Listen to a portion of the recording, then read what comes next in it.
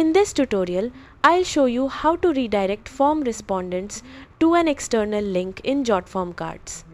This is useful when you want to send people to a confirmation page, special offer, or another form after they submit. Open your browser and go to jotform.com, then sign in to your account. From your dashboard, find the form you want to edit and click Edit Form. Once you're in the form builder, click Settings at the top of the screen, then select Thank You page. In the Thank You page settings, select Redirect to an external link after submission. A URL field will appear. Enter or paste the full web address where you want respondents to be redirected after submitting the form.